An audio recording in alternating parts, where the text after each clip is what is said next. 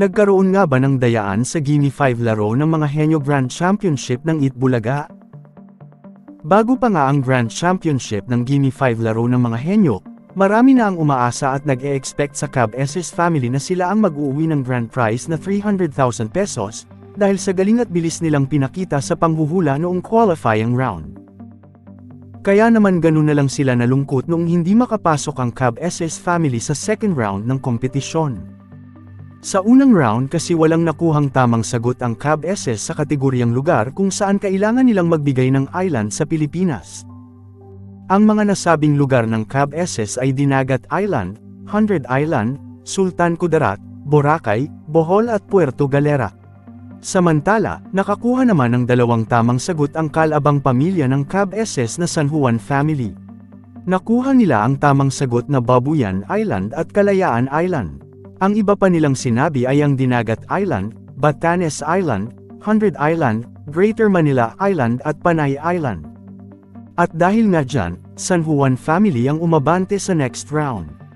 Pero may ilang mga supporters o fans ng Cab SS family ang nagrereklamo dahil bakit daw hindi ipinakita ang tatlong natitirang tamang sagot, kaya iniisip tuloy nila na baka daw may nakuhang tamang sagot ang Cab SS kaya hindi na nila ito ipinakita. Pero tignan muna natin muli ang kanilang mga sinabing lugar.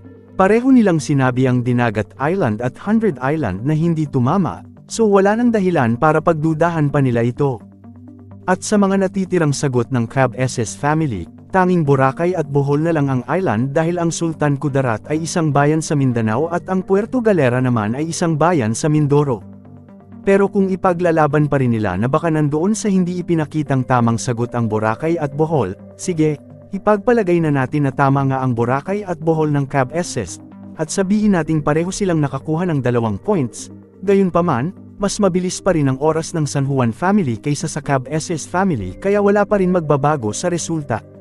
At isa pa, kung ikokonsidera natin ang posibilidad na baka nga nasa board ang sagot ng Cabezas family na Boracay at Bohol, dapat din natin isali sa usapan ang sagot ng San Juan family na Panay Island. Pero kahit ano pa man ang nangyari, sana tanggapin na lang natin ng maluwag sa kalooban ang naging resulta ng laban. At batiin natin ng congratulations ang Lanza Diaz family.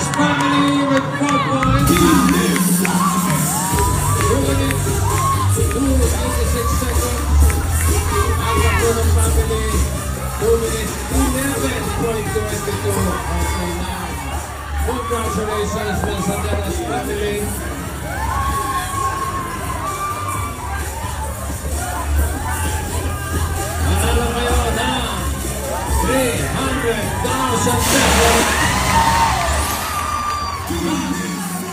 Final business kayo dahil tatanggapin ng Great Smart Cafe franchise worth 500,000 pesos. Order tayo